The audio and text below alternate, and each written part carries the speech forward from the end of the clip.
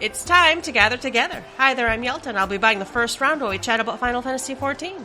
This is episode 233. Pull up a chair and join us. On the menu tonight, upcoming changes to scripts and elegant tomestones, the unending journey, live stream adventures with the community team. Join us for Duty Commenced on October 29th. Final Fantasy XIV Endwalker Special Site updated. Letter from the producer, live part, I think is 67, set for November 5th. Other news we've discovered from the digital media tour. We've got some developers blog and fan mail. But first, let's shoot the shit. What has been going on? Hey, Ruby. Hi. Hi, Yelta. Hi, Kariri. Hello, hello. Hope y'all are doing well. I had a great couple of weeks. I've been playing a lot.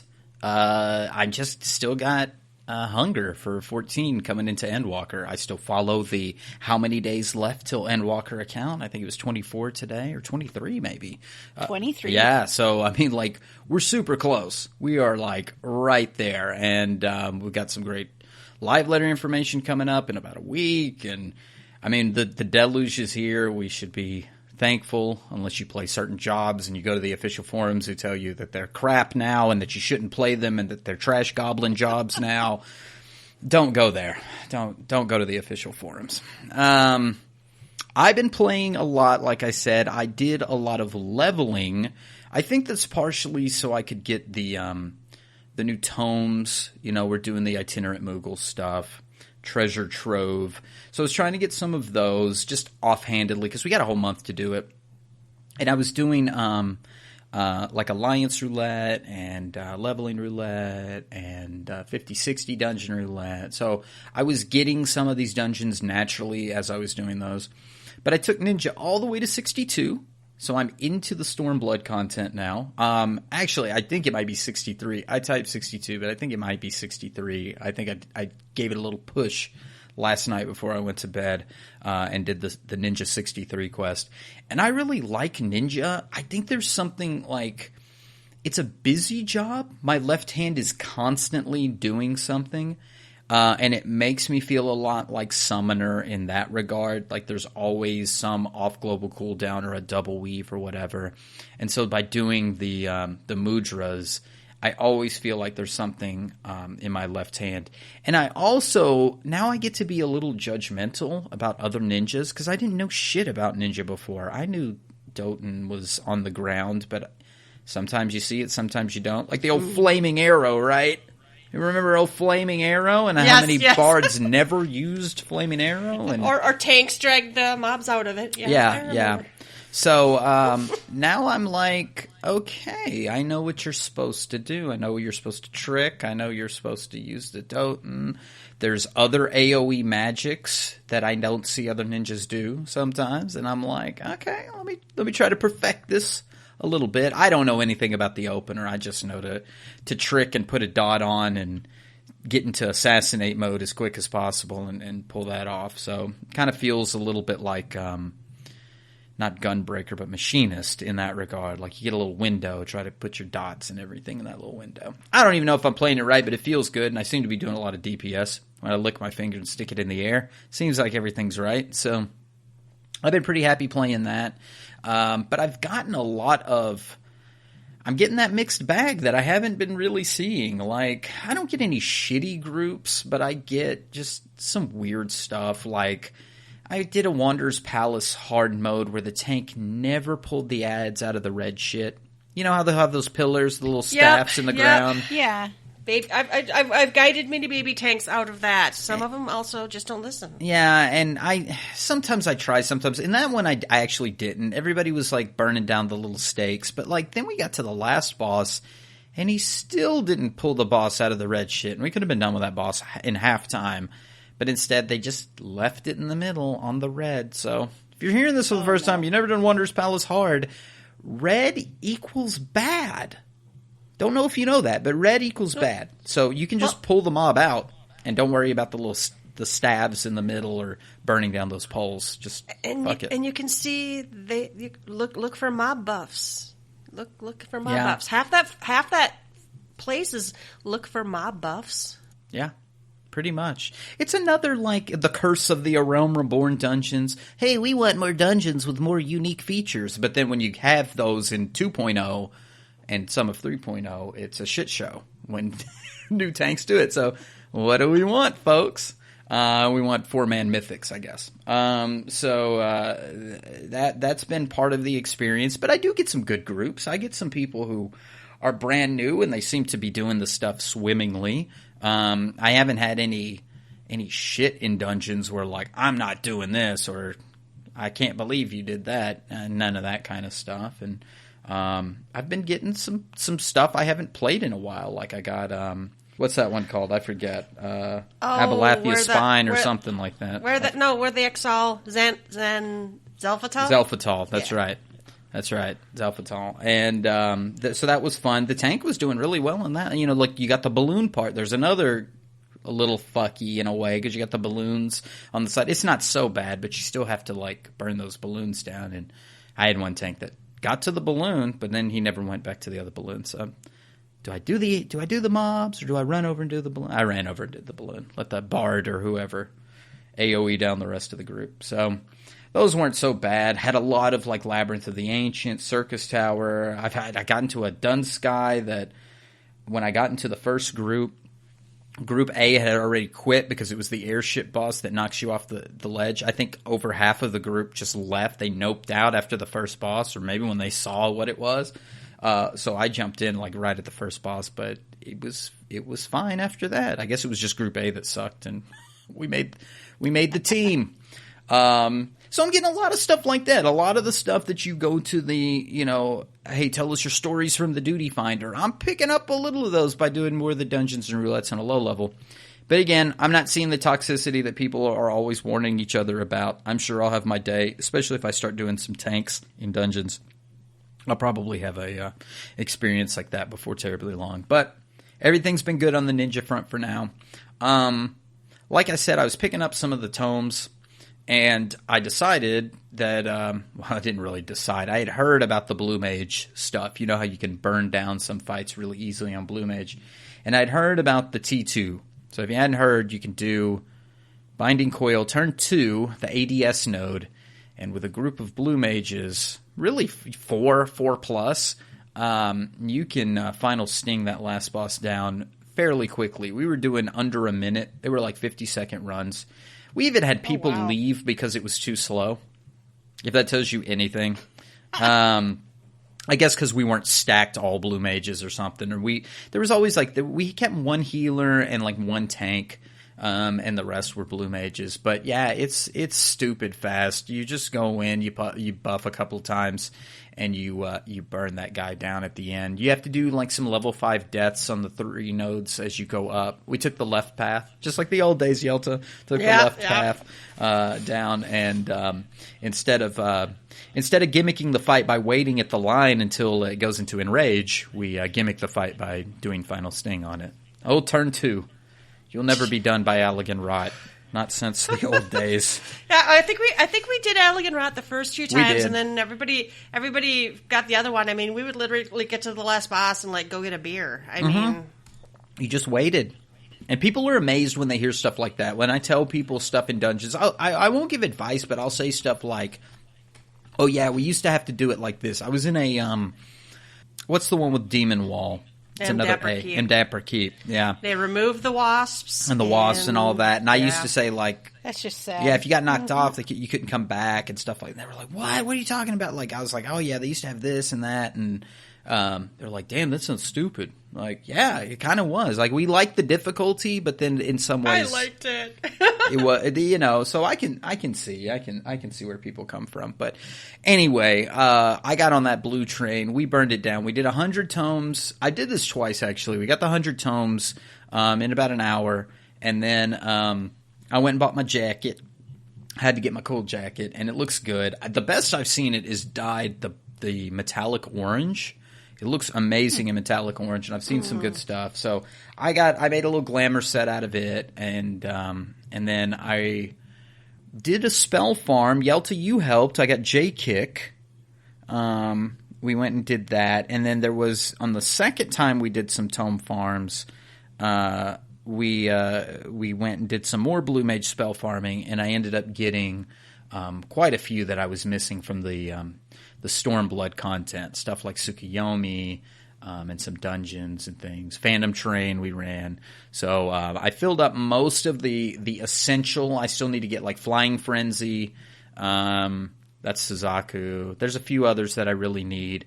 But it's really that page 6 and 7 of the Blue Mage book that I'm focused on now. And yeah, a lot of fun on blue. It's kind of sad that you have to wait till like that 0.5, 0.6, whatever, we're in the end times before a new expansion, before blue really shines. So I hope they do some more with that, or at least raise the level cap on blue pretty quick as we get into Endwalker, because I'd like to burn some old shit on blue. I really like blue. I think it's fun. I got my Byakko dog because I had never gotten that, so I bought that. And like I said, I did some glamour stuff. I rearranged all my glamour sets. I wanted like the top row, the 1 through 8, to be like tank, healer, 3 different types of melee.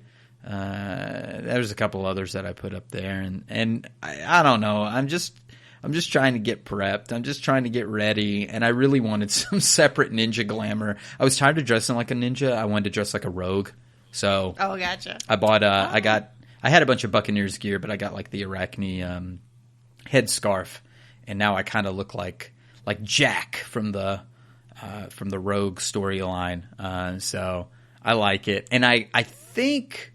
Oh, and my retainer didn't bring this to me. Retainer brought like a Horde something, but I went and I bought the Horde daggers because they were so stupid cheap. It was like 4K or something on the auction house.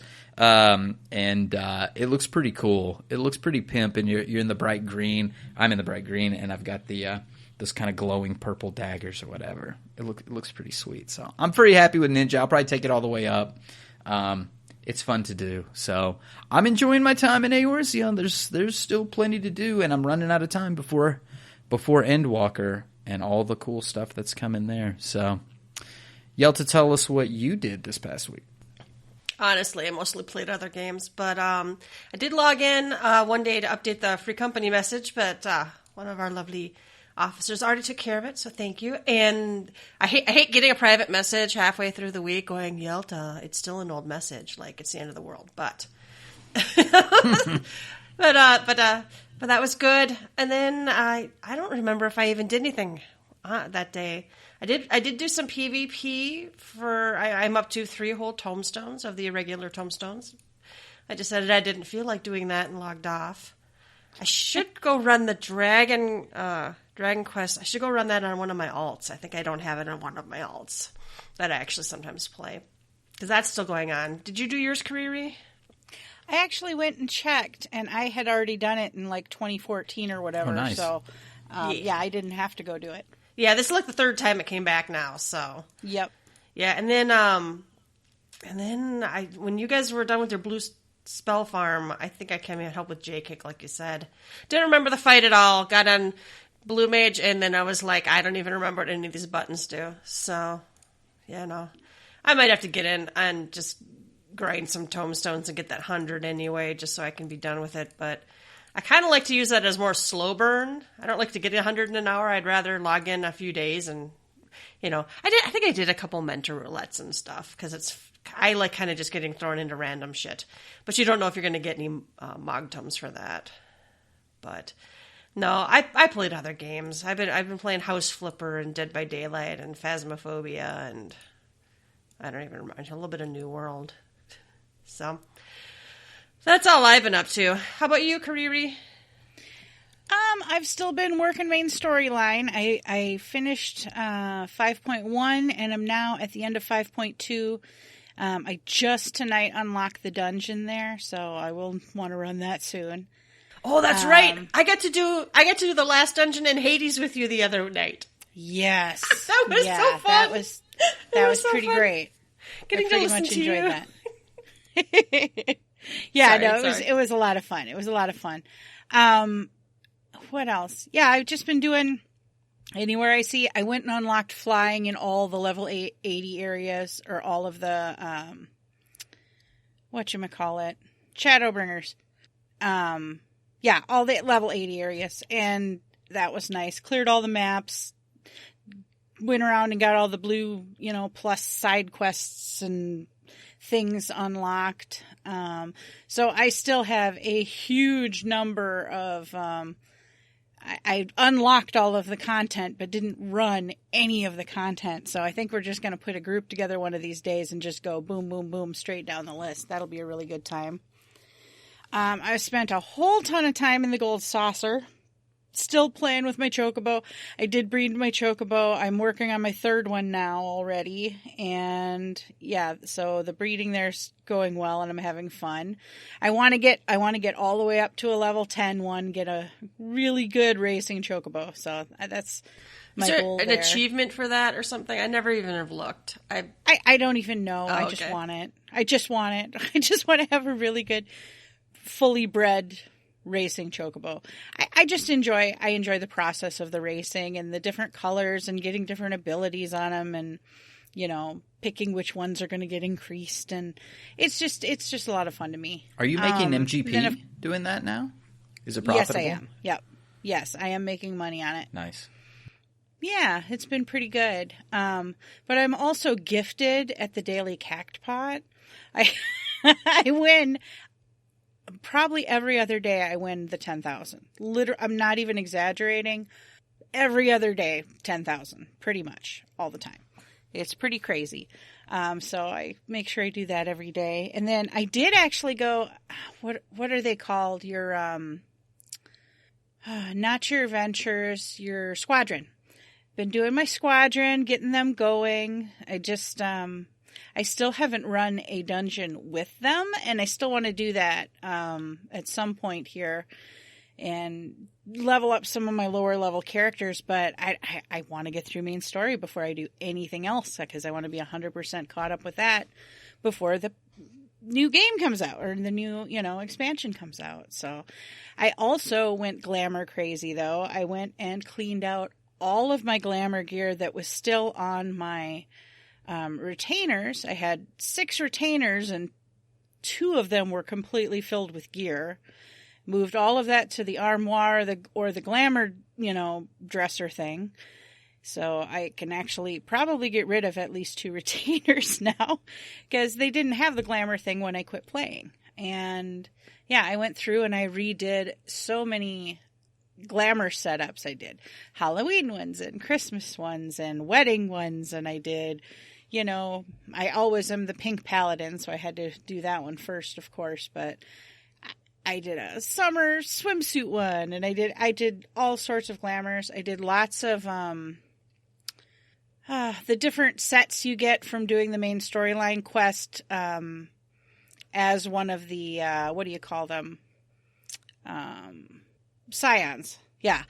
And there's like 2 or 3 different sets of that gear that I put together too, which was pretty fun.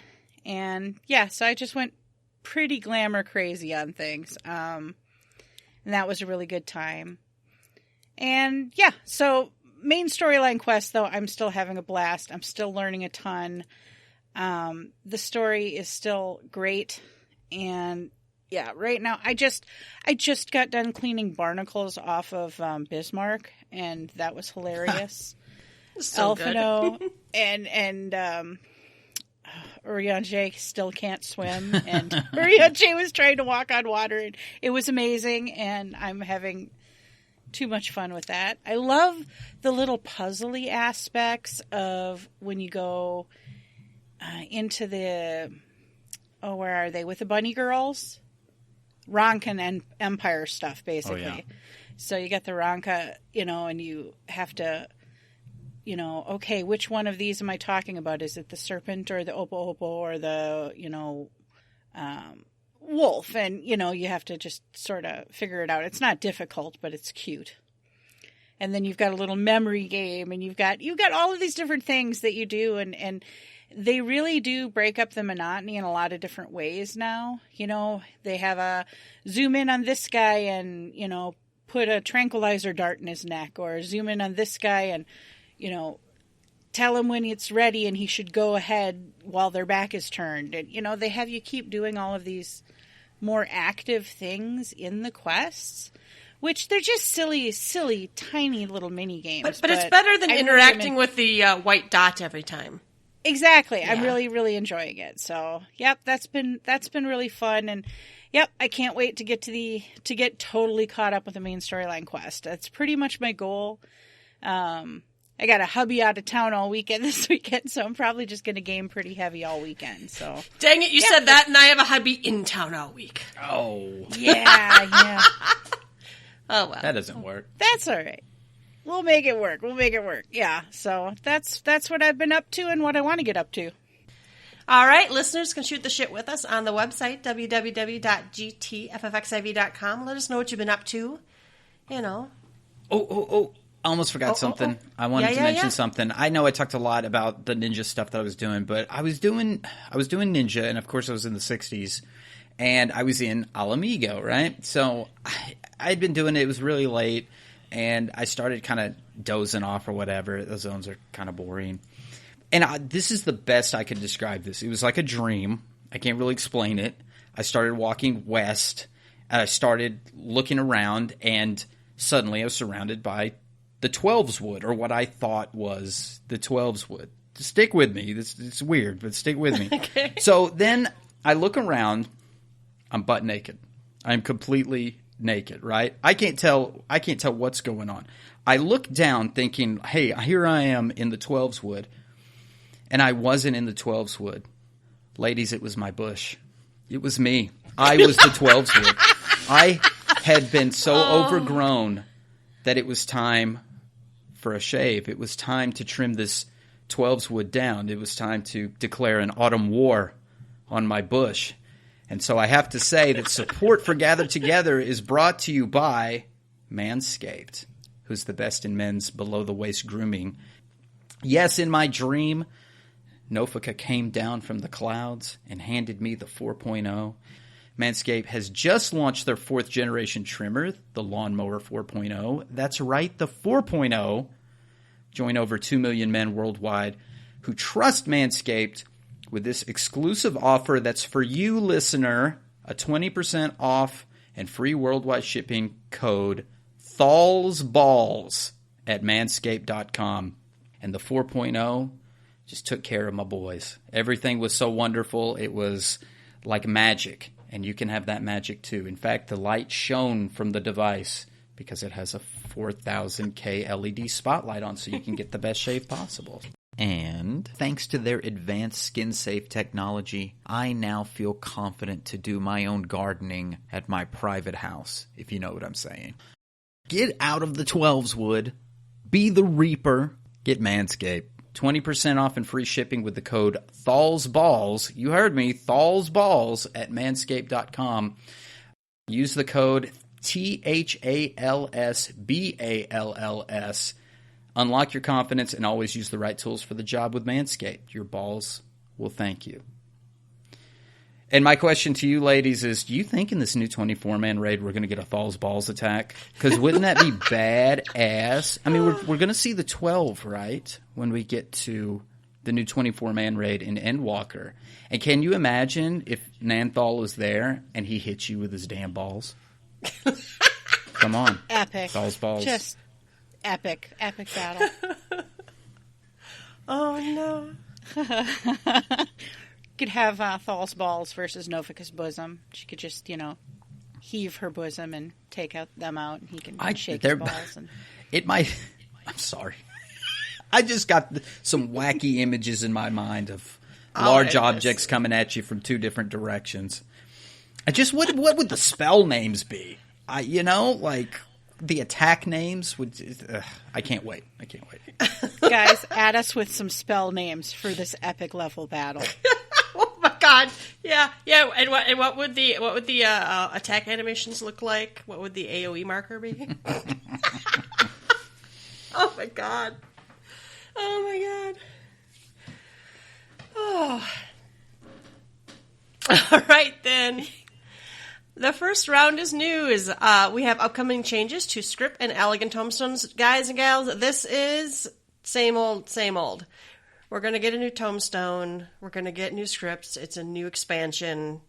Old ones will be going away, new ones will be coming in, but specifically, they're going to add 2 new types of tomestones, and they can be only obtained after reaching level 90 with at least 1 class or job. Let's see. The existing ones, Allegory, Revelation, Phantasmagoria, and Poetics will stay. The other 3 are gone. Poetics will stay forever. That's your baby's first tombstone, so those are never going anywhere. You should get rid of the rest of these if now, or some of them. Let's see, Allegory. Yeah, you can trade them in for the other ones. You can trade in. Let's see, Allegory and Revelation. You will be able to trade in for Poetics, and then Phantasmagoria can be exchanged only until 6.0. Yeah, get so rid you of should those spend now. those. Spend your Phantasmagoria, your Allegory and Revelation. You can trade in for Poetics. So. Let's see. That's pretty much what I just said. And then scrolling down, they're kind of doing the same thing with crafters and gatherers scripts. Like we used to have blue script. They're gone. We're going to keep white script. We're going to get rid of yellow and red. And you're going to be able to exchange red for yellow until 6.0. You're going to be able to... yellow script items are going to be exchanged with white with some exceptions. So, but those will be able to be exchanged for white. Yellow you can turn into white. Red are going away completely. If you're really worried about your script, you should go read this more closely than I am. But you're not going to be able to get via exchange anymore some crafted items. Goblin Cup and Goblin Dice, they're going to get rid of those from Grimex in Idleshire. And you're not going to be able to get blue crafter script token. And then red crafters and gather script, they're just getting rid of those, it looks like. Yeah, blue scripts had some fucky shit, Yeah. you know, like you had to buy certain tokens to get certain things, and that's always confusing to me when I go into those menus in Idleshire. So it'd be nice if they can clean up some of that stuff. I can see why with the Goblin Dice and Goblin Cup. I was noticing as I was leveling these new jobs, I had some Ironworks gear. Well, good luck finding Ironworks gear. You can find augmented Ironworks gear. You can only get augmented. So that's basically the route that's going. They're just going for the augmented stuff. Which reminds me, you know, some buzz has been going around talking about AF dyeable armor in 6.0. And, you know, I read a thread recently that's like, please don't make it terrible again like you did. Don't lock it behind some, you know, a relic grind to get your dyeable AF. And on the Mania tour, and I saw our friend Chili had a screenshot of this, they had the little lock over the die for the Media Tour AF, and they were in the regular AF for the new AF. Okay. But so it's very possible that we could be getting dyeable AF right out of the gate. Hopefully they don't at least lock it behind something stupid. But for now, we're looking at something outside the. Maybe right from the gate. They had the lock on it because they're thinking that dyeing wasn't unlocked on those Media Tour characters, right? Like they didn't have the ability to dye on those characters. That makes sense. It would be interesting, and I'd be okay with it. Let people have their dyeable gear, and then if they want, you know, if you want anything more than that, you're probably doing it for, you know, the actual point. I don't know how I feel about it. Yeah. Because AF gear and relic stuff is usually kind of dead on arrival pretty much anyway. Blue red mages. What in the world? Blue red mages, what? All right, so all these gather and crafter and tomestones, they all be changing because 6.0 is coming. I don't know. Some people like try to make sure they have max of everything that's tradable before the new patch or whatever. I guess I don't really do that usually. I suppose if you want to like quickly and easily buy poetic gear for maybe the new jobs or something. I suppose, but I'm drowning in poetics. I mean, even when we were doing that blue mage farm, we were getting 10 poetics per kill on that thing. You know, we run that 30 some odd times or whatever. I was already full on poetics. So, you know, it's like, well, what the hell am I going to buy with this? Yeah, I've been full on poetics forever, and I keep forgetting that I do have a Realm Reborn relic stuff that I could be buying poetic shit for. Or I do the thing is it Poetics you do it with? Where you can buy the one item and then buy the other thing that gets you the soil that sells pretty good for gardening. I can't remember. There's something you can buy with Poetics and actually make money. All right, The Unending Journey, live stream adventures with the community team. This is going to be on Thursday, October 28th. They're going to do a recap of all the information for Endwalker. This is the EU community team, and they're going to make sure everyone's caught up. They're going to be streaming in French on Thursday and German on Friday. So if you... That was last Thursday and Friday. Yes. But I think they're probably going to have the recordings up. So you probably can go find them.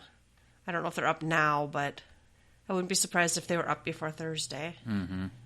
All right, and they are going to do Diamond Weapon again. Oh, the Only Paladins. That's some shit Nofika's bosom used to pull. Mm-hmm, We're like, let's go do Crystal Tower with only... It wasn't even Scholars and Summoners, it was Arcanists. Yeah. We did all as Arcanists. Oh, wow. Yeah. Oh, and there's going to be prizes this time. Dude, these are so cute. They're adorable. The Alphino and Alice. Those are so cute. Kaito figures. Fat Cat Lamp. Kariri has not... Have you done ocean fishing yet? No. That's what this little shark, and I can't remember the name of the fish, is about. That is the derpiest little shark I've ever seen. Oh, he's got It's feet. adorable. He's a minion. He's got God. feet. He's adorable. Oh my god! We should set up an ocean fishing night because I still need stuff from there. Yeah, they're fun and kind of casual. It's like doing a map party, right? It's just like you can kind of derp around but still get some benefit. And of course, Namazu, is he a lamp? Does he vibrate? USB. What is the deal? Oh my god! He plugs in, so he's got a USB, so he does something. I'm just wondering if he was lit up. That bell looks somehow around his neck. That looks like it's something. I don't know. It might be. It looks like it might be a separate piece. Yeah. I don't know. I wear that Namazu necklace all the time with the little bell. It's great. Actually, it's part of my gear set. Yes. Yes. These two little dudes are so cute. The Alizé and the Alphino. Like, look at the little carbuncle. Oh my god. Right? I need those. Their little hair and their little eyes sticking out from their little hair. It's just the cutest thing. Their little tiny mouths and their Don't die in Endwalker. Well, and the detail's pretty good too. Like his little book is so cute, and her little rapier, and I can't remember what that red mage thing is called. Is cute. They're nice looking. The Fat Cat Lamp is interesting, but it also kind of is disturbing me a little bit. I'm not sure. Yeah, it's a little disturbing. I don't think I'd want that in my house. But I don't want to wake up to that. I'm just saying. I don't want to look. Yeah, that's what I'm saying. All right, and okay, so the English community team stream is Thursday, October 28th at 10 a.m. PDT. They're going to be on the Twintania server on the Light Data Center, so you can watch it on Twitch. And some of these other ones are over, as you guys said, and you probably can catch up. They probably have posted the videos. I can't promise that, but they're usually pretty fast on that. Yeah, and don't forget that the North American community team is also going to be doing their live stream the following day on Friday, October 29th. They're going to be doing the Dragon Quest collaboration, and they've got some fun prizes too. The Otter lamp and Morble seedling plushies. So they're giving those out. And that's on Friday, so check that one out as well. All right, they also updated the Final Fantasy XIV Endwalker Special Site, so it'll load really slow for me, and we'll look for the green dots. I think it's the media page, and some of some people are calling them spoilers. I don't know how PR material can be spoilers for the most part. Spoilers are. They're saying because they mentioned the Magus sisters. Now they've mentioned them since the beginning. That's this isn't news. It's like the promo stuff for Shadowbringers told us that, Zodiac and Heidelin were the first primals, right? Remember, all of us, it got blown away, but it wasn't really a spoiler. It was like kind of made me wonder what could be even more exciting than that information, What is new? The trials are listed. Anima encased in an otherworldly carapace and bound with thick chain Oh, that's terrifying. This abomination is agony made flesh. Within its hollow eyes burns a baleful light as its jagged maw hangs wide, belching forth searing flame. That's some Halloween shit for you. And then the Magus sisters, which we're pretty excited about, and they've actually kind of made a major part of... that was one of the first things I knew about for Endwalker. All right, what else did they update on here? I don't know. Oh, the small-scale PvP just says the perfect introduction to PvP. This brand new content brings the opportunity for casual players to participate in heart-pounding battles without role restrictions. Per plentiful new rewards, jump right in and join the fray. Ooh, without role restrictions. I wonder if they mean like swapping like we already do, or if there's something Can you play something you don't have leveled? I don't know. Because already you don't have what I would consider role restrictions, right? You hop in and you can change your job or role, and the parties aren't based on job or role. Oh, wait, but it's small scale. So Yeah. didn't in small scale you needed a tank and I can't remember. Right. So that's what I'm saying. Like maybe the goal, Gotcha. maybe the goal isn't necessarily burn down the other player. Maybe burning down the other player prevents them from doing their goal faster than you. But I'll talk about this forever. I always do. Is the old Star Wars hut ball, where the whole object was not to kill the other players.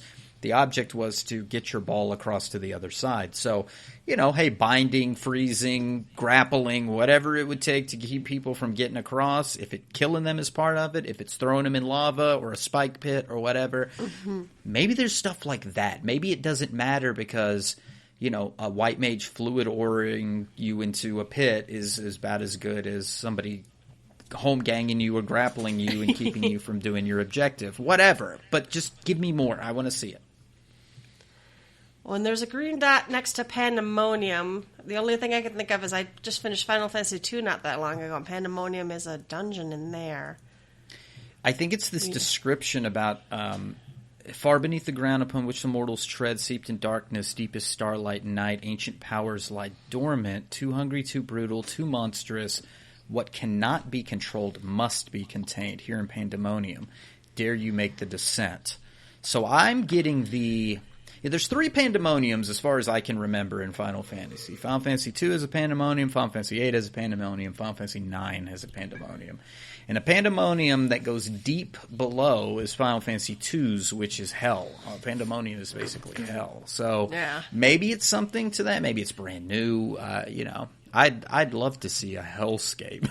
I think that would be amazing. Well, and we're pretty much done with Ascians, but it's definitely Ascian related based on the image. So Just the picture, La yeah. Habrea, yeah. So I wonder if it has gonna. Yeah, this is La Habrea, isn't it? I wonder if it has to do with we still don't know what caused the first sound, right? true. We have theories. Will it be something involved in this? I could see them making that a new high end raid spin-off thingy. I don't know. It's very interesting. We do have some pictures of the new. Do the new dungeons have a green dot by them? I don't know. There's something on fire and there's something not on fire.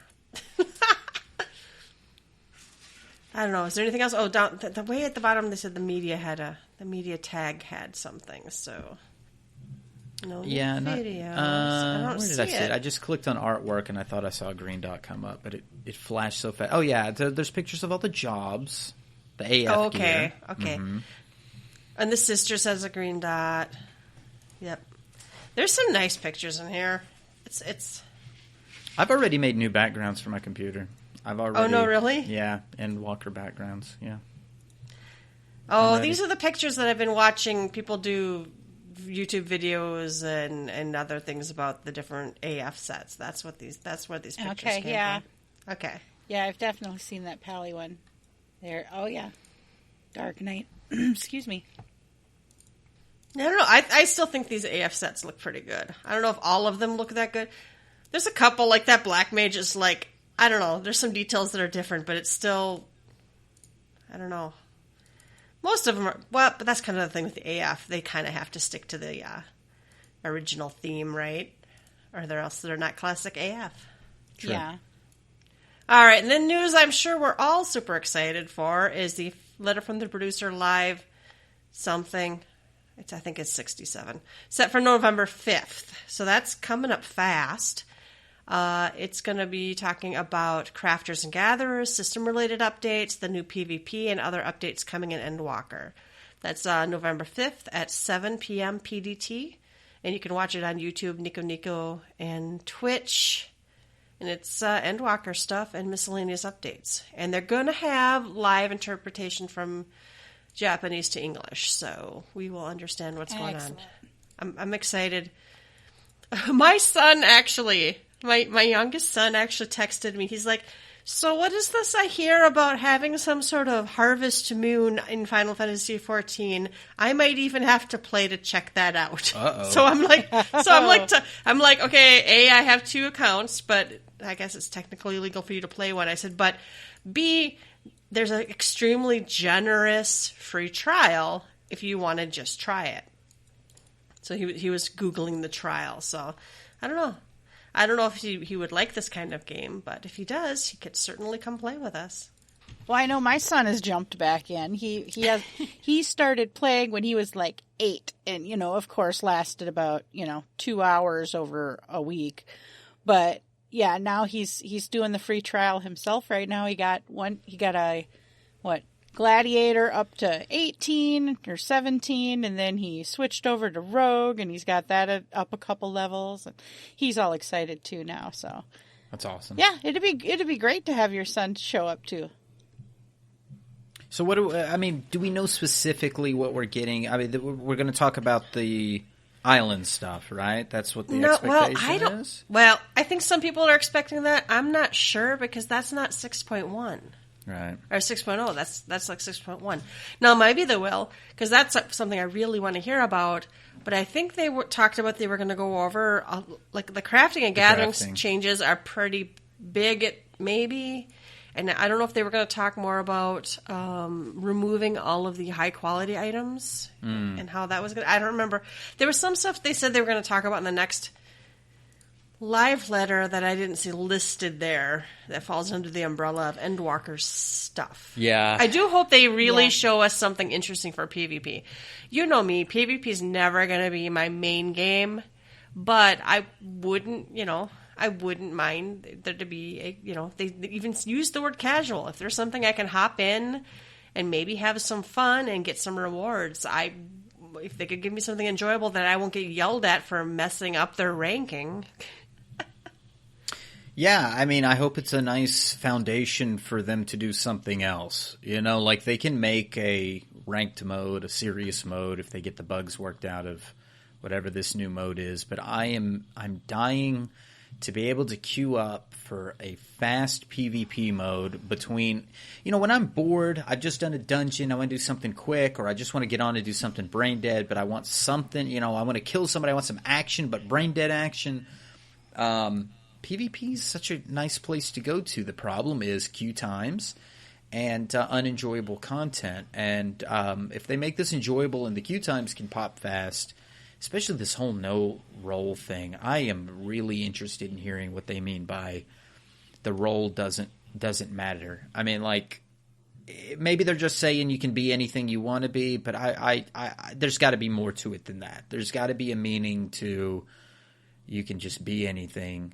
And I'm hoping that meaning is it doesn't matter because the objective is going to be something different. I'm sure Frosty will have a lot to say about the PvP whenever, because he does all the PvP stuff. So I'm hoping to hear his take after the live letter. I wish I had noted it, but I thought, and maybe it was a fever dream, but I thought I had read some part of some interview somewhere that talked about they didn't realize we kind of wanted indirect PvP, not necessarily just murdering each other, but like a contest versus each other with like Shattered and stuff. Yeah, I think Shatter proves that. Shatter is such a fun mode. I mean, like, give me an objective, but let me kill other people on the way to completing that objective, and that one changed sides so fast. Like, it's fun to have two teams duke it out for the third team to pull ahead in the end, and shit happens like that. In those. I can't get into Rock'em Sock'em Robots. I cannot do it. I just don't care for it whatsoever. Trains and gobbies and robots and all that. You can keep that shit. I just go down and keep farming the little things that pop up. I don't remember. I don't even know what to do. It's so confusing. Yeah. We've done it together, and I still don't get. I don't even want to get in one of those mechs because I know I'll fuck it up. So I'm then you get yelled at. That's the problem with me. That's the problem with me for any content that I don't. That's not completely obvious what to do. Right. There's the pros that want to drive. The first time I did 4-man PvP, I got yelled at because I had no business being there. And I felt bad because I didn't know that. And then, you go in and get yelled at for, this thing is shining and says I can do it. So I click on it and get yelled at for why aren't you, and not knowing what to do with the fucking robot. If you're gonna give me a PvP mode or even a dungeon, I guess, I don't know why a dungeon feels different. I can fuck up in a dungeon and I still feel bad. Well, you know your role in a dungeon, right? Like if you go into a mode like this and there's X number of robots, but you don't know that there's a limited number of robots, you don't know what everything's in there. Read a guide. Oh, fuck you. I just PvP. Read a fucking guide. Eat my shorts. Like, that's so stupid. Like, no. I get mad at people telling people to read guides for dungeons, and I'm like, a normal dungeon, no. If you're going to have a robot mode, give everybody a fucking robot. Put everybody in a robot so there's no confusion about which robot to get into or whatever else. Okay? It's shit like that. Yep. So I'm hoping that it really sounds, the way they described it, it really sounds this is going to be some sort of gentle to get into, easy noob sauce, casual PvP mode. And I'm all about it. Because I still need wolf marks for stuff, really, is why. Well, I don't like Kariri and I played WoW. I hate open world PvP. I play New World, but you just basically don't have to PvP unless you turn your flag on or go do PvP events. But one technically, like Dead by Daylight's technically PvP, but for some reason you know what your job is. You can make mistakes, but you know what you're supposed to do. I don't know. Well, and I love the shit out of that game. Like even in DVD, or even, for instance, a dungeon, you can go practice with friends. You can go do something that doesn't really matter or affect everything on a bigger scale. In PvP and Final Fantasy XIV, you can't just go into a, practice round or something. You're going to be live out there trying to, I have no idea what you're talking about, but playing with mechs and trying to figure out objectives and stuff on the fly, as opposed to being able to, learn or practice somewhere or see how it works in some other setting. So, yeah, it's probably a total different expectations thing that burns us every time. Yeah. You get random people shoved together that have different expectations, and it's pretty much always a bad time. There you go. And that's why they gotta. Some people would call it the dumbing down, but in this regard, I don't think it's a dumbing down. I think it's leveling the playing field for everybody to have an enjoyable experience. It should be your abilities, the way you do your rotation, and understanding the concept of the map, and having practice that builds that skill ceiling, if you will, the challenge there. Not feeling confused or hurt or. Am I in the wrong mode? Am I in the right spot? And frankly, if somebody's going to bitch about getting into a ranked content, why aren't you in a pre-made? Why isn't that group in a pre-made group? If I get on Overwatch or Rainbow Six or anything that has some kind of ranked achievement and I've met the qualifiers to get into that ranked thing, I'm eligible to be there whether I team kill, I throw grenades on myself, I reinforce the wrong walls, etc., etc., etc. All the things that people are bitching at the other players about in those matches. As long as I qualified to be there, I can get there. And if you, Yelta, had qualified to get into it, because anybody can get into it, you have every right to be there. Yep. I don't know why I'm so butthurt about that, but I am. Well, it was like 8 years ago, but yeah. I know, but I hate ruining other people's experience, and I don't know. Well, that's the other part of that, though, is, again, expectations. How the hell are you supposed to learn how to do these things if people are going to yell at you for learning how to do them? Yep. So I'm hoping this really kind of fills in that little void. Yeah. All right. Well, enough of my whining about PvP. Let us move on to other news from the media tour. Final Fantasy XIV is the most profitable Final Fantasy for all time. Everybody just sit and think what that means. Final Fantasy XIV is the most profitable Final Fantasy of all time. Final Fantasy is an amazing, property, and that this game that was such hot garbage on original rollout, and it's an MMO, which is kind of not so hot right now, at this. I don't know. I think that's an amazing thing. I don't know if it's in here later, but it sounds like they're actually reinvesting some of that profit back into the game. So that's what kind of was scaring me, was they're going to use Final Fantasy XIV just to prop up everything. But no, they seem to realize you have to put money in to get money out. Yeah. Yeah, that kind of hits me on two levels. One, that it's the 14th game and that it's more profitable than the other 13. And let's be honest, we had 13.2 and 13.3 and 7.2 and 7.3 and 7.4 and 7.5 and 7.6 and all these other offshoots and all this other stuff. But the most profitable Final Fantasy at all time. And we knew Final Fantasy 11 was a cash cow in its heyday, and it still probably pulls and it's in still some stuff. going. Yeah. And it's still going. Yeah.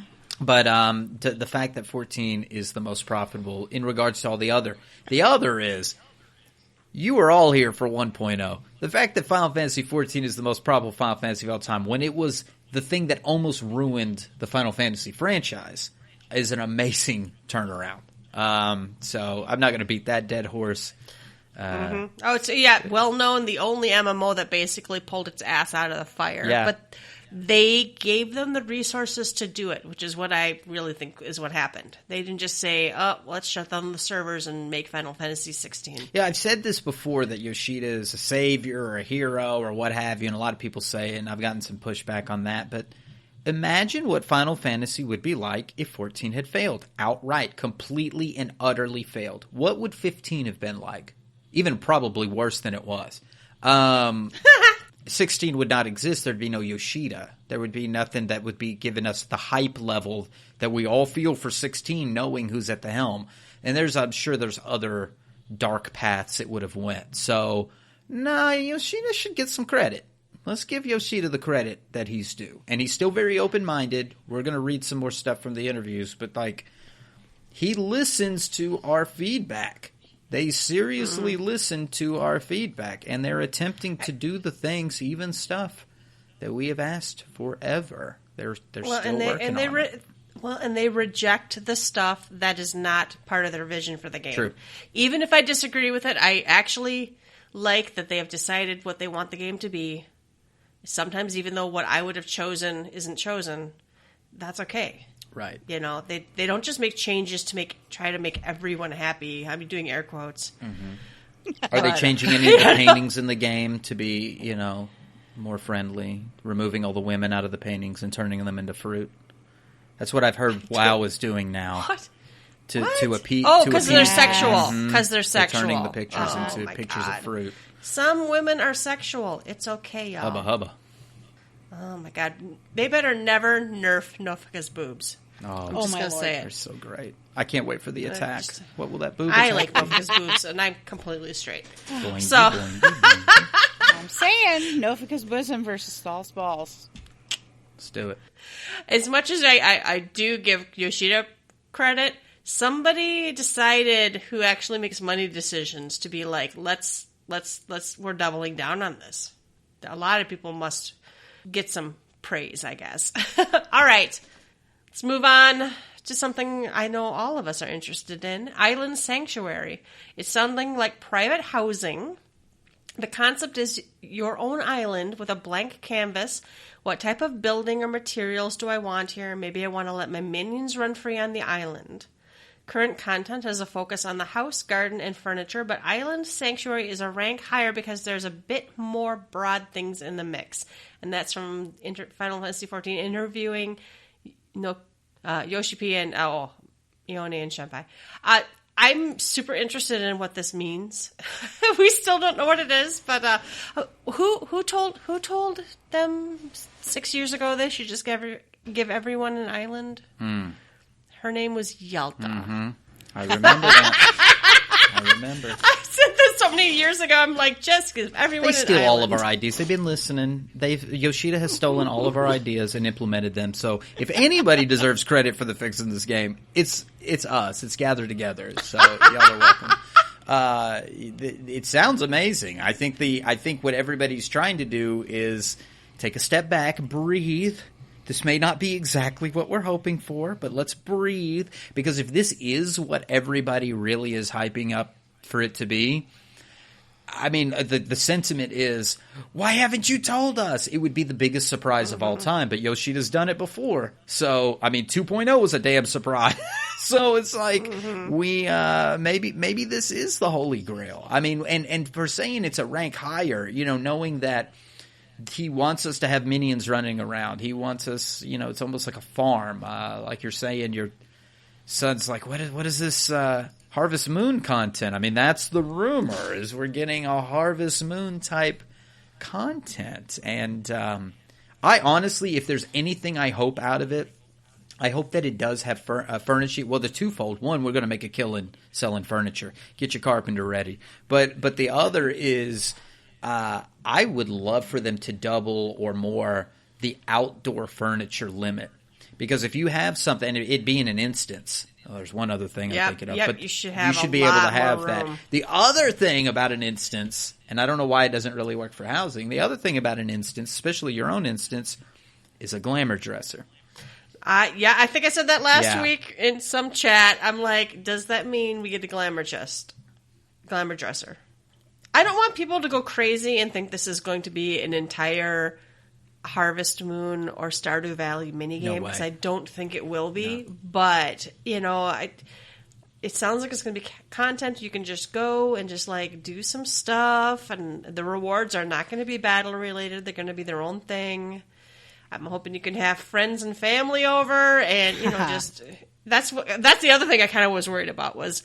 If I make this amazing thing, am I going to be the only one who gets to experience it the way it should be experienced? Or it would solve the biggest pain point that this game has.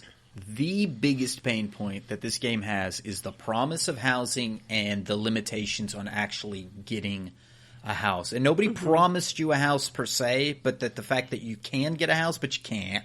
And the fact that you can have a house, but you better log in every 45 days and check on that house. Better ring your bell just to make sure, because you'll lose it. So that is a major negative. It's a huge pain point in the game. In fact, on the official forums today, I read a name and shame post, and I need to go back and check. I think they need some mental help, to be quite honest, because they were having a crash after hearing that they couldn't name and shame people on the official forums, that they responded to themselves like 15 more times saying, this community must hate me. Everybody here hates me. And it's like, whoa, chill out.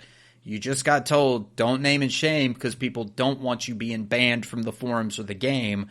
But you're taking it like you're the bad guy. Look, we all know that people are still somehow by hook or crook selling these houses and doing stuff. And there's some fuckiness. We all know it. We all know there's bots everywhere. We all know that the Party Finder has things for Buy My Gill or whatever on it. They're problems. They know that these problems exist, but naming and shaming on the forums isn't going to fix that stuff. And somebody check up on that person. I'm not sure if they took that message might need well. Some help. But stop. But it's such a major pain point that people who've never posted on the forums before are like, I need to report that these people are stealing the housing or doing something like this.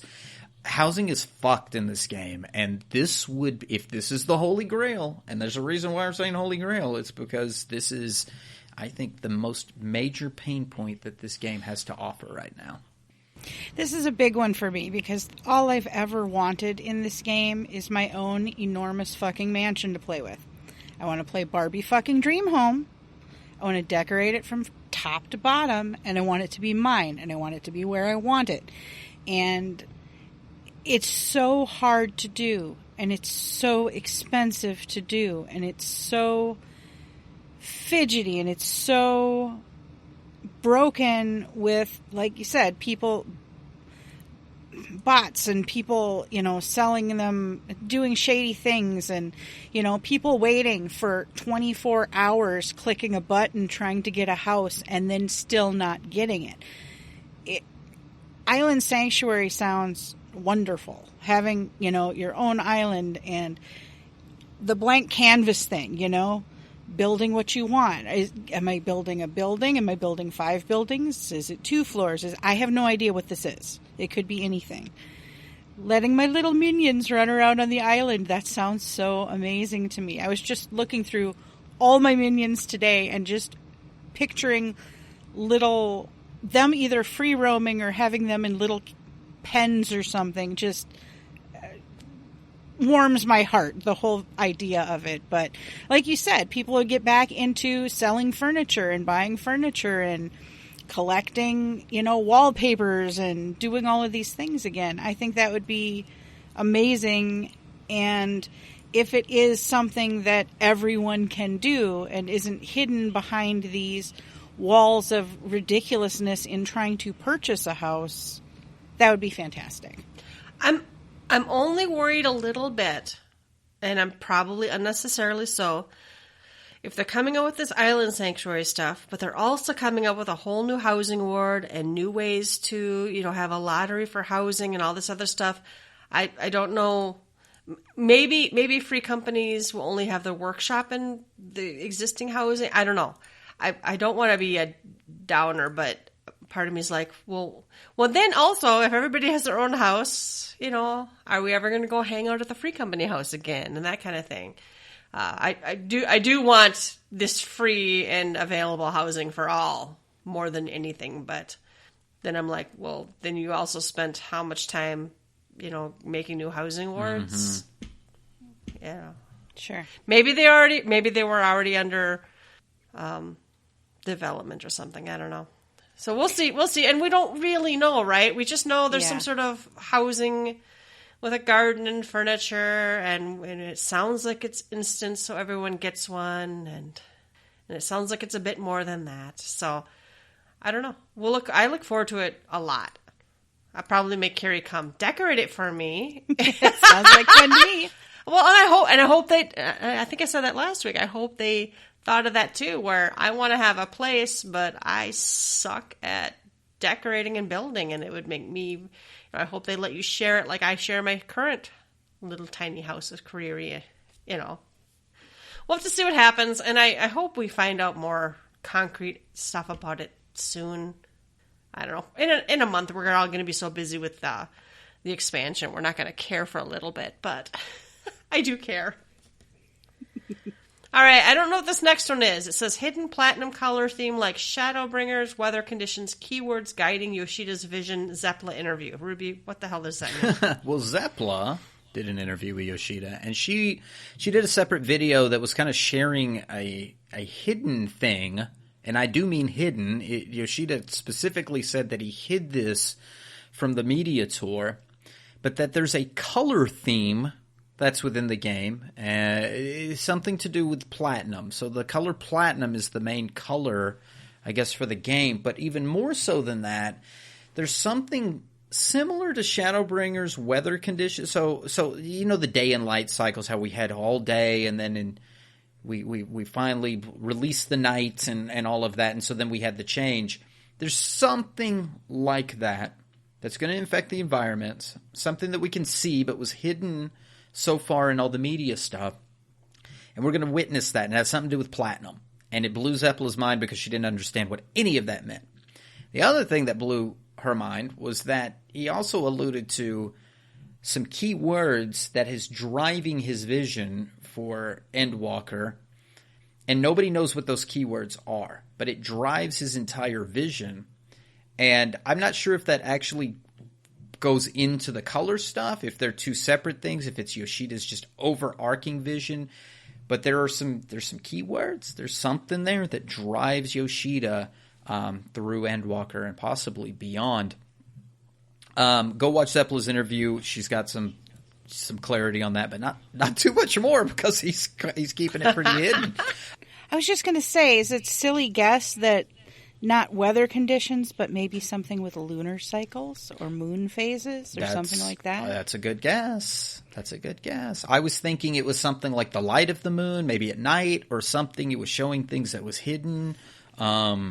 I don't know. But my other thought was, we're talking about platinum, and I've been meaning to talk about this on several episodes, is that we still don't know what the hell's going on at Silvertear Lake, right? There's something that was underneath there. They keep alluding to something that's there. And I think we got the moon, we got a spot that possibly is full of etheric energy, something that's happening there. And I go back to Final Fantasy VIII and the lunar cry. What if there's some sort of energy that periodically comes from the moon? What if the voice came from the moon originally? What? I don't know what there is, but I feel like there's some connection there, especially the silver tier, a platinum light. Maybe there's something that's to that. I'm just throwing shit at the wall because I'm just as confused as Zeplar or anybody else. And I'd love to find out what's the voice that's in the center of the planet. What was Midgardsormr protecting at that point when, whenever he fought the Agrias and it crashed into Silvertear?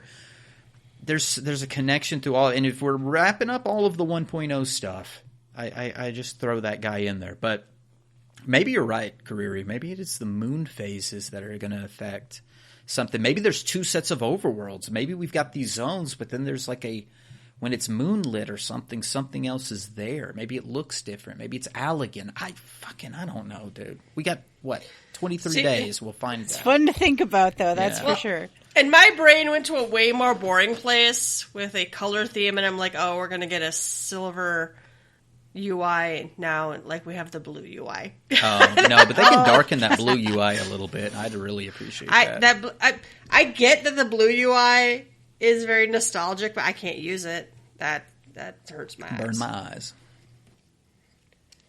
All right, what is the next thing? A possible new deep dungeon in 6.1. I am so sad we didn't have that in 5.0. Okay, possible new deep dungeon in 6.0 and updates to existing 6.x. Right, it's not going to be 6.0. And updates to existing deep dungeon. Achievement, UI updates, some UI craft and gathering stuff, and next live letter, why you don't see what minions you don't have, friends list, and free company list updates soonish. Yeah, that was the Annie Fuchsia interview. She had some more than that, but these were some kind of big takeaways. I know a lot of people are looking for deep dungeons, so there's that. It seemed like it was one of those we're thinking about it kind of answers. It's on the table. But it also felt like one of those answers if we run out of time, it ain't happening. I'm not sure.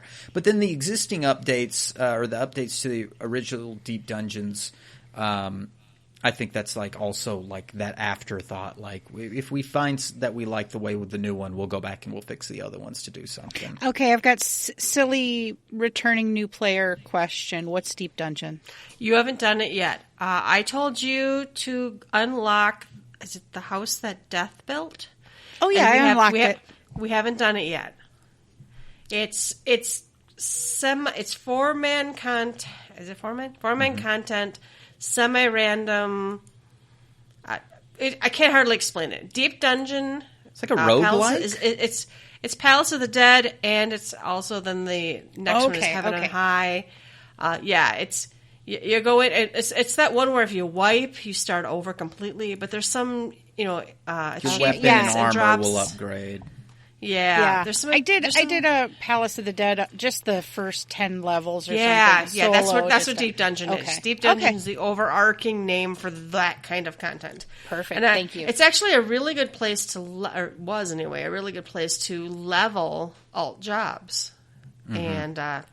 It's been pretty sad that hasn't actually been included in 5.0. That and Hildebrand. Mm-hmm. Yeah, I thought about taking my ninja in there because I haven't done Heaven on High in forever. So there's one for Stormblood as well called Heaven on High, and it goes up instead of down, and it's very, very similar to the thing. But, so... we'll see if that happens. The UI update question was actually kind of intriguing because Yoshida's we got some little UI updates maybe for craft and gathering. We'll see. We'll talk about some little stuff, nothing major. But achievements, he was wait till you see this achievement menu. It's going to be great. Here's my big hope. I hope the achievement menu shows dates that you unlock the shit. I would love to see a scroll that says in timeline order when you did what? Because I would like somebody to be able to click on me in-game, I think this would be neat. If you could click on me in-game and look at the scroll of what shit I accomplished. I think that would be amazing. I've seen that done in other games. I would love for somebody to be like, who's this person? Where have they been from? I guess it's one other way you could judge people, right? But you just click on it and be like, oh shit, their legacy. Or, oh, they started in Shadowbringers. Something like that. I don't know if that's actually what it is. Well, and I think that I'm thinking, I bet the date is saved somewhere because I think it's actually listed when you go on the lodestone. So that's where they really, you can go look at other people's, unless you hide it, you can look at other people's achievements on the lodestone. Mm-hmm. Which is he said they're rebuilding it from the ground up, and it's his original vision for it. So I think he said the original vision for it. Anyway. I still think the friend list thing is kind of cracks me up. I was reading again how they like purposely did it. So if you remove someone from your friend list, they don't fall off of their friend list. You don't fall off their friend list. And they did that on purpose. And I'm like, no. And free company list updates, I still want some free company changes to the free company UI bad. Big time. Big it needs time. it really bad. She gave one other question I thought was really intriguing. She asked about, can we get a list of like what minions we don't have, what mounts we don't have? And Yoshida's like, no, you can't. And here's why. Some minions and mounts are special sales. There could be some on the Mog station. There could be some because you live in a different region, you play a different region. The fact is, it's going to give everybody anxiety of FOMO, like they missed out on what minions they don't have, and they don't want to push people to the cash shop. I thought it was a very great answer. They don't want to make people feel like they have to go to the cash shop to buy all these items. So they're never going to show us what we don't have because they're not wanting us to get that anxiety of having something missed out. He doesn't want that to be this type of game. It's not a catch-em-all collectible thing for that. Well, as Yelta mentioned, too, spoilers, I frankly do not want to see the Great Serpent of Ronka in my fucking menu before I've ever done the quest. You know what I mean? You missed this, Kariri, when everybody got the achievement, the title for the end of Heaven's Word? Final Witness? It was the Witness one. When they killed off Papalimo Final Witness or something like that. And it was like, what? And people are walking around with this title over their head. Well, that's awful. I'm giving it away. Yeah, they apologize for that shit, and I think they'll be more thoughtful in the future because, I hate spoilers. You all know I hate spoilers. I hate anything that comes close to spoilers. I very nearly kick someone from the free company than when they're like, ha ha ha, wait till you get to dinner with the Sultana. And I'm like, bitch, please, I will kill you. But I'm still bitter. That was a long time ago. But yeah, I don't want to see in this game. I wouldn't mind if they showed what minions we didn't have or what cards we didn't have if they're all achievable in game. That wouldn't bother me because they show me what. The cards they do it. But the Orchestrion rolls, they also show me which ones I can only get from the cash shop. Yeah, that's true. Yeah. All right. This next one interests me a lot because I thought way back there was an interview saying they weren't going to do it. There was a lot of them, right? I'm not high. Okay, so they're talking about challenging 4-man content. They're not going to divulge anything right now, but hopefully share details in the live letter after the first live letter after Endwalkers, and possibly it's in there. I don't want like savage 4-man content, but I'd like something a little bit more exciting than our daily dungeon roulette. So is that maybe hopefully what they're talking about? Hopefully. I mean, that's all people talk about because they're coming from this WoW perspective is the 4-man mythic content. And I guess what they're saying is take your existing dungeons and just make them insane or something. We do have hard mode in some dungeons, but they're not insane, right? So I don't know. I don't know if I lean that way. I don't know if I lean for something like a challenging 4-man type deep dungeon sort of content. I don't know if it's going to be something different. Everybody's just looking for another challenge for small groups. I know in the past we've talked about we wanted more like big content, but I'll take what I can get. I think there's room for it in the game, especially with as many people that's asking for it. I mean, there's obviously a desire.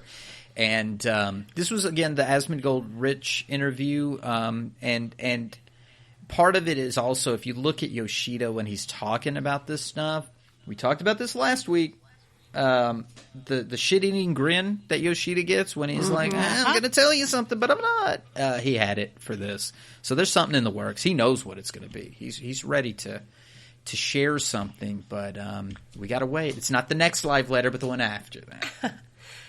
I'm hoping for something not completely fucking brutal. I mean, I don't want it to be savage, but as much as I complain about these soulless loot tunnels, I'd like something else maybe to run weekly. Mm-hmm.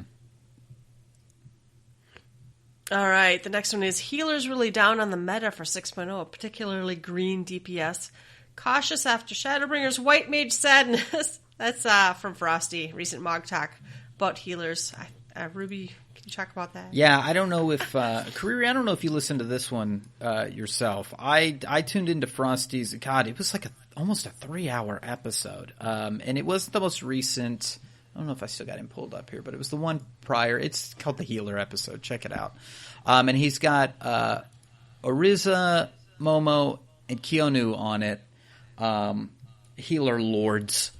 And they all talk about how they feel. And if you go to just minute 3, they let you know that, they're very cautious. Because we're hearing the stuff about the healing's going to be more intensive or more difficult, or there's going to be challenges for the healers as we get into it. And I think the thought is, we heard that at Shadowbringers, and it wasn't. So you're telling that for Endwalker, but we know what happened before. And not only that, but you're also giving all the tanks these souped-up kits, these ways they can heal themselves. You're giving these other DPS ways that they can heal or regen or buff or whatever they needed to shield, whatever. So where does that leave these healers who really haven't been given any other toys, especially White Mage? I'm hearing just so much down on the White Mage, the fact that there's no new toys. The new toy they got is very situational, and it's based on either the White Mage getting hurt or it going off, and just that Astrologian's big bubble, or the Earthly Star, is just better in other ways. And the meta is looking real fucky for White Mage if you just look at the forums, because Astrologian has so many buff kits, so many ways to buff, and then you got to have a shield healer, right? So pick your poison. You want Sprint Mage or Glowy Mage or DPS Mage, whatever. And we don't even know how Sage is going to play yet. We do and we don't. We don't know that it's going to be better than Scholar overall. People are memeing on Scholar, but I'm still seeing the meta with them in it. So at the end of the day, Scholar's going to be a beefy healer with some added kits, and for Prog, it's going to look amazing because you're going to be able to sprint out of shit. I better not see anybody standing in orange because you're going to be able to walk out of it pretty quick. But the big thing out of all of it, and this is the hot debate on the official forums. I waste a lot of time at work on the official forums. I hope none of my employer doesn't listen to this episode. I waste a lot of time on the official forums, and other than the just completely batshit crazy posts about, like, here's 7.0 abilities, Victoria, stop it, okay? The other thing I see the most is how bad healing, especially the DPS, is going to be, and it's a debate, and I can't tell who's in good faith. I can tell one side's in good faith, the other I can't tell if it's in good faith or not. The good faith side is saying, look, when we're healing in endgame content, savage content above, even below that, but like really savage content and above, we're pushing one button to DPS the entire time. It sucks, okay? We just want a little something extra to make a little DPS rotation to give us some meaning in the downtime. Now, the other side that I feel like some of them are bad actors are going, Yoshida said to heal. I'm going to heal. If I'm a good healer, that's all that matters. And then, of course, the other side is going, you Sylphie, You bunch of Yeah, Sylphies. I saw that today. You Sylphie. Yeah, and so, I mean, it's become, and we've named that before. I mean, why the hell would it be in the storyline if they weren't trying to draw an example? The White Mage storyline, if you've not done White Mage storyline, there's a character called Sylphie who refuses to, she refused to DPS, right? And, there's an entire quest chain for White Mage or Conjure. I can't remember which. That's a Conjure. That's about you basically going and showing her using, there's more than just curing from your own ether. She almost dies or something from it. Her mom already did. Yeah, right? Yeah. So there's stuff to it, but like if you understood the story, you would know that Sylphie isn't going outside the box, and so they're getting called this. But like I said, these actors that I think are in bad faith, I think there's some people who honestly believe like, hey, look, I'm doing what I can. This is what I know to do. I don't feel like I should be pressured into doing something else. And I don't think that these top-tier healers are saying they want to pressure low-tier healers. I say low-tier, but, entry-level healers into pushing the DPS buttons. New healers or, You're still able to can't do it. Complete a dungeon without ever DPSing. It's slower, and people might grumble. But you can still finish the dungeon. Again, expectations. It's a melting pot. It's a cesspool. Okay. You're going to get what you get. The Hall of the Novice, though, does tell you your primary thing is to heal, but if you have time, you should DPS. You should it says DPS. it straight out. It says it right there. If you have time to DPS, then DPS. Don't just fucking stand there. That's the only part that kills me, is when people stand there. So they just these top tier healers just want either an extra DPS button or an extra some kind of gimmick to make it like. It's not just glare, broil, whatever. There's some kind of mix. That would not change the low end of healing. It would not change your healing abilities and your ability to heal. It would just give top-tier healers, higher-level healers, something to do when you're up there and to add something to it. We just keep getting this, it's not in the vision. It's not what we want or whatever. Now, Yoshida does listen. And I think he will end up listening to healers once they get this balance going. I think they listen to the tanks. Maybe not all the Dark Knights. They'll fix it. But I that's just the gist right there. It's just top tier healers want more to do. There's bad actors out there putting this message out there that, no, you're just forcing us to DPS. At the end of the day, if you boil this whole fucking game down, it's just DPS that matters. You're a DPS that's a tank, you're a DPS that's a healer, or you're a DPS that's a DPS. And if you kill the boss faster, it's less healing that you have to do. Yeah, all I need to do is heal. That's all my primary ability. Okay, that's ridiculous, because my primary ability as a paladin is to keep the other monsters off you. It's not to DPS. So should I just only, do abilities one circle that of keep scorn them and you're on done. me? Yeah, and then not do any there. damage whatsoever. Yeah. That's ridiculous. It's a ridiculous argument. Mm-hmm. I don't know why that's a thing. Yoshi P has been very clear on this in his opinion that we don't want healers to feel like they have to be damage dealers. And I kind of understand what he's saying, but that's not what I don't think that's what these people are asking for either. They don't want, again, like Yelta said, you're filling the space in between heals, because otherwise you're sitting there just pressing one button over and over, or two or three buttons over and over. It's not. I'm holding down my one button that just casts glare over and over again, and refreshing die when I have to. Yelta, that's question it. for you. That's boring. Or holy. Sometimes if there's a pack of holy. What do you have a moment, or several, but just give me one, as a white mage or any healer, that you felt badass? What was a moment that you felt badass as a healer? Oh, Christ. I've been told how amazing it was that everything was stunned and the tank never took any damage. That was mostly for my holy, but no, not really. My most badass things are me doing like super crutch heals. Okay. that benediction that actually hits and doesn't get served. Exactly. Like, yeah. Mine would be Nidhogg. I really love Nidhogg because of the Ockmorns and being able to like cure 3 out of that back in the Cure day. 3, stack and cure 3. Right? That feels so that good. Felt so good back then. That wasn't DPS. It was healing. And coil. Yeah. That was healing. But listen, the people, these top tier healers and anybody who's a top healer, they're not healing because they want a DPS. They play a DPS. They like that saving people moment. They have something.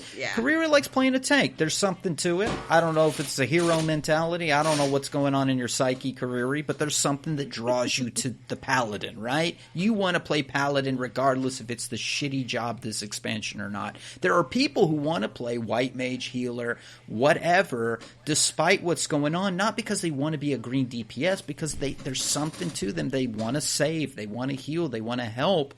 But when you're just standing around waiting for the Ockmorn, let me check my watch. No, there's got to be something else to do, and it just feels lame. After expansion, we went from stone 3, stone 3 to stone 4 to stone 4 to glare, and there's just nothing. When you're taking dots away, when you're taking shadow flares away, when you're taking dots from summoner, but you don't give them to the scholar, stance away, all of that.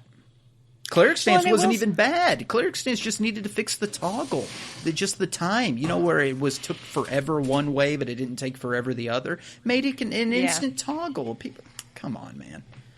Yeah. One thing I was going to say too, it just reminded me of, last podcast I was talking about how excited I am about the things that they've added to Paladin, but I hadn't looked close enough at everybody else because Paladin, it suits the character. It suits the history of paladins in the Final Fantasy franchise for me to have some more healing abilities. It's always been a thing. But they gave healing to tons of different roles. That's why I didn't at first understand the sort of pushback on it. But where I wonder what I'm going to even be healing in. So I was like, okay, wait, and then the more I dug into all the other roles and all the other healing that was added to things, I'm like, okay, I was excited for me as a paladin because it makes sense. I don't know how this makes sense and keeps healing as active a role for these healers. Yeah, it's kind of. I guess we're going to kind of have to see how it feels, see what these battles look like, see what different abilities they're using, to sort of deal with all of the just offhand healing passive healing that we're going to be do when using abilities we're already using all the time. It's going to be interesting. I keep thinking about like Final Fantasy 11. You played a paladin. And to keep hate, you had to heal yourself. Yes, I did. So I literally had to know who my tank was, and I had to know. In fact, I think you had to talk to me. You were like, "Do not top me off." It might not have been you. It might have been some other paladin I played with, but it's like, "Do not top me off." I need, and it's that job. What do you call that? Just the jobs having to work together, knowing synergy, you have this strength and this weakness. Synergy, yes, the synergy of the jobs, and we lose that when they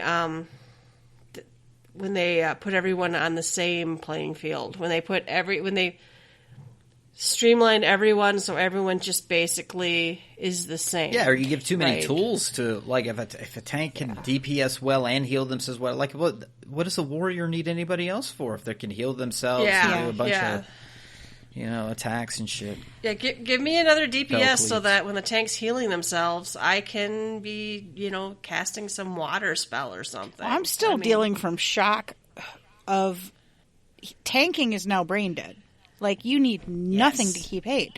You used to have to pay. I mean, it wasn't super difficult, but you had to take an active role to keep hate on you, and you don't anymore. You hit one key and it's done. It's just done. And I used to have to drop hate. I used to have to push a button in my opener to drop hate. You used to have to be in charge of your own destiny, and now it's just like, oh, well, the tank has to hit 2 buttons, so whatever.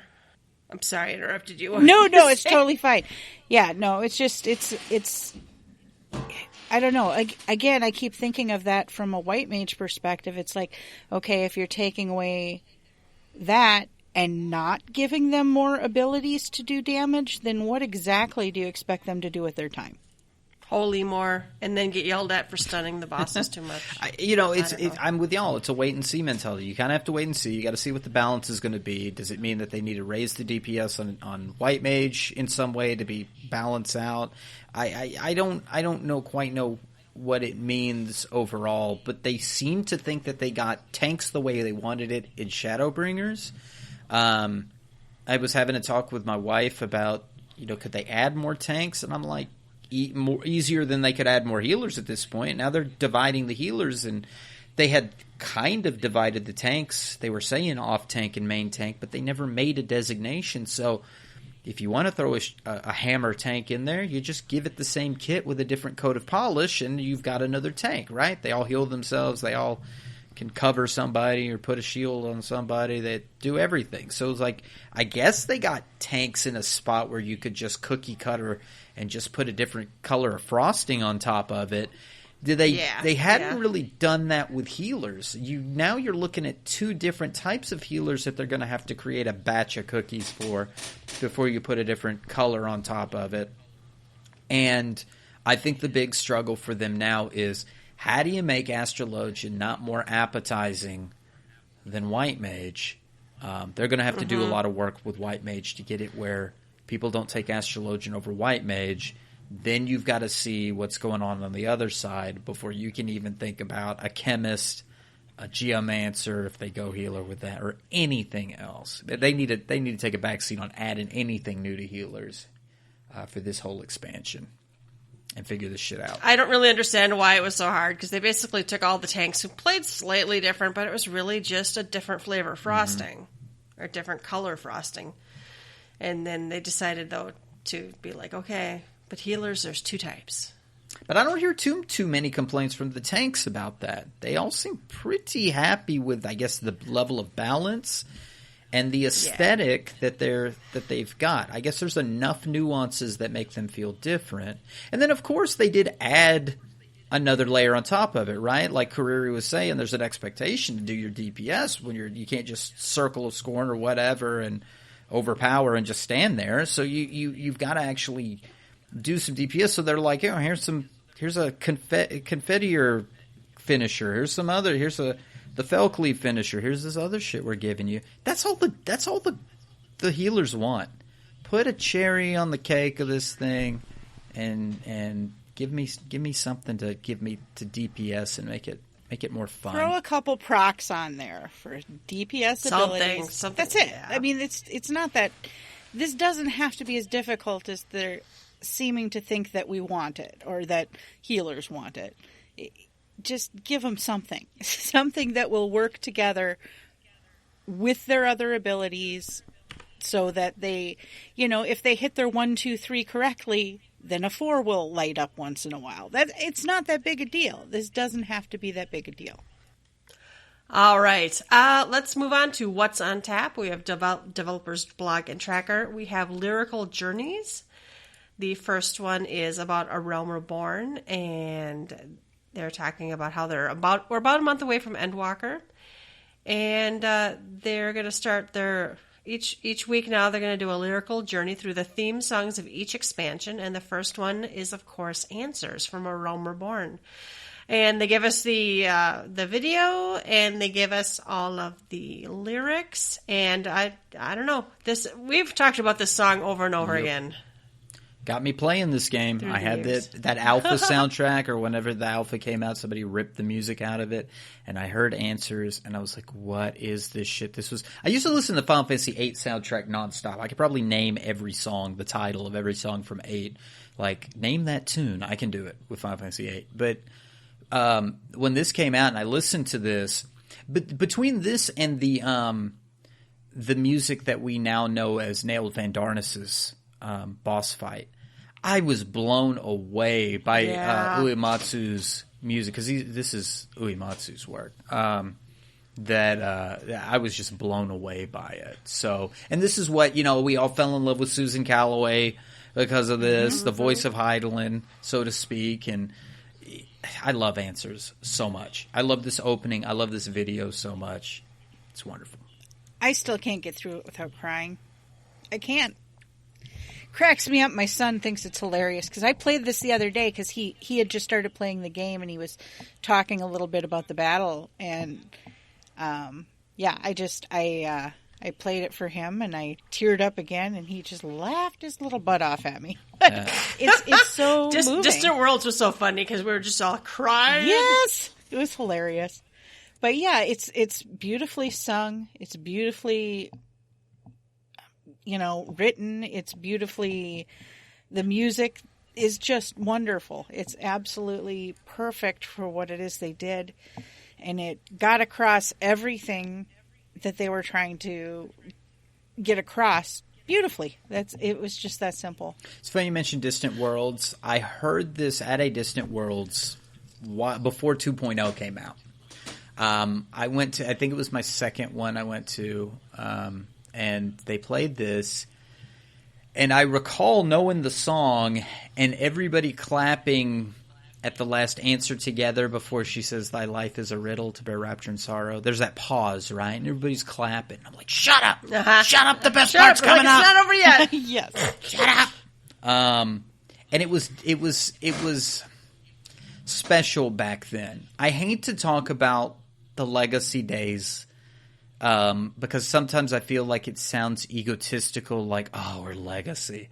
But there's something special to knowing that this game was utter shit. You still loved it. You loved the music, and you still had some hope.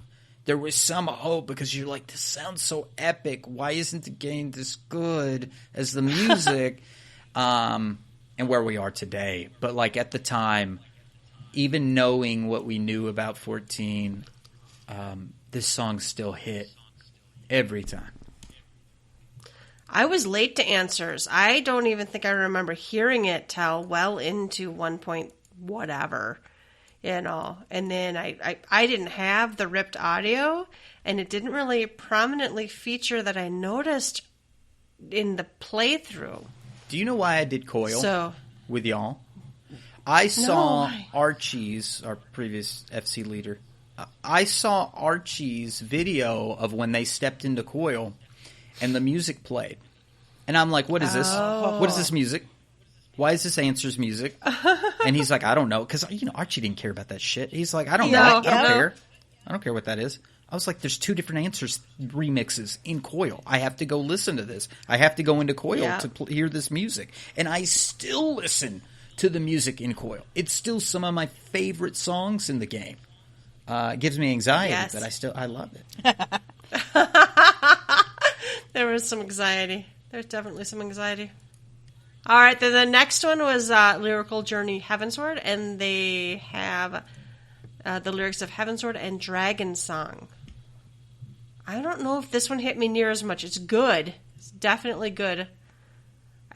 I'm trying to think which one I liked better. I didn't like Heavensward at first. No, Heavensward was the one we didn't. It was the screechy kind of like, I didn't get the opera thing. I kept comparing it to Distant Worlds, the song from 11. It's grown on me more, and of course, some things you have to do the fights for. When you do Nidhogg, this song hits. When you do Nidhogg, you feel this. You feel this music. Now, Heavensward. The song Heavensward doesn't really get me, but the theme, the Heavensward main theme, is my favorite theme. Yes. That da, da, da, da, da, da, that gets me all the time. I love it. And I can watch the Heavensward trailer over and over. It's probably my favorite trailer. There's just so much emotion when you're walking across the steps of faith. You see the warrior of light walk across the steps of faith, and the dragon appears, and then Estinian comes out and nukes him, and then just opening the window and seeing the birds and all of that, and then strapping on the helmet at the end, the dragon. That's so epic at the end there. Heavensward is the best. I'm not sure. I think I might have liked Dragon Song more than Heavensward. There's parts of Heavensward, obviously, that are like the absolute best. But if you're going to take the entire 5-minute song... Yeah, the beginning's bad. I don't know. But Dragon Song's good all the way through. Yeah, I like Dragon Song That might better. be the difference. That might be the difference. They're both amazing, amazing pieces of music. All right, we have a reminder. Well, it's actually developer's blog. Jiggle, jiggle, jiggle. The Dragon Quest X collab returns. This is back. It started on October 19th, and it runs through November 11th. If you haven't done it already, go do it. There's some goofy as fuck stuff you can get. That slime hat still kills me. Boingy, boingy, boingy. Boingy, boingy, boingy. All right, then happy hour. We have listeners' questions and fan mail. We have an email from Delant. Hey there, I'm a new listener, kind of long-time player. I recently stumbled across your podcast and have been listening to the last few episodes on my daily commute. You guys are awesome, and you've definitely got a new subscriber. Keep up the awesome work. Delant, thank you. Thank you so much. Great. I'm glad you're enjoying it. And we have an email from Lucia Diamond from Zalaria. Hi, just wanted to drop an email of support. I started playing Final Fantasy XIV in March this year. Your podcast is very cool. I look forward to the new one coming out. You folks seem really nice, and I really enjoy the positive and warming content you provide for the community. Thanks for keeping it going. All the best. Have fun. Cheers, Luca. Sounds like we paid you, Luca, to say that. That's I know, you think so, right? No, enjoy your minion. I love it. Yeah, I sometimes wonder that I occasionally, like some content creators get really, well, I've even done it. People get down on them for like being criticizing the game, and occasionally I do. So I'm glad that we've gotten it from both ends. We've been told we were elitist bastards before. We've been called elitist because we ran Coil. Oh, fucking elite for running Coil. And then we've been called casual scrubs because we don't do any hard content. We don't know what the fuck we're talking about. So take your pick. We can be either one or anything, whatever you fancy. But we've had it all. I just saw positive and warming content, and I was like, oh, that's really sweet. And then I was thinking about the other 2 episodes ago was named Eviscerated, I think, or something like that. Like, yeah, that comment wasn't as good. It just kind of cracked me up. But no, that's really nice to hear, and I know we appreciate the feedback. It's good to know people listen and actually like hearing what we have to say and are entertained. Mostly we want to entertain you, I think. Definitely. All right, then it's closing time. You don't have to go home, but you can't stay here. You can find links to all of our episodes and blog posts on our website, gtffxiv.com. While you're there, please leave us a comment. And if you'd like to, you can support us by clicking the donation button. You can find us on Twitter at gtffxiv. You can email us at gtffxiv@gmail.com. Please rate us wherever you listen to us. Personal plugs. We're going to start with Ruby. Yes, you can find me on Twitter at RubiconVale, RubiconVale. And Kariri? I am at Kari Sumasu. That's KHARII-SUMASU. And you can find me on Twitter at Yelta Sumasu, YELTASUMASU. And hopefully soon we will release... What is it? Going to be like our 3rd or 4th episode? I think the 4th one. Sumasu Sisters? I think it's 4th. Nice. Sumasu, yeah, it took a year to like actually record and edit and put something out, but you can hear about some of the other shit we play. All right. As always, thanks for listening, and we'll catch you next time. Bye-bye. Bye. Bye-bye.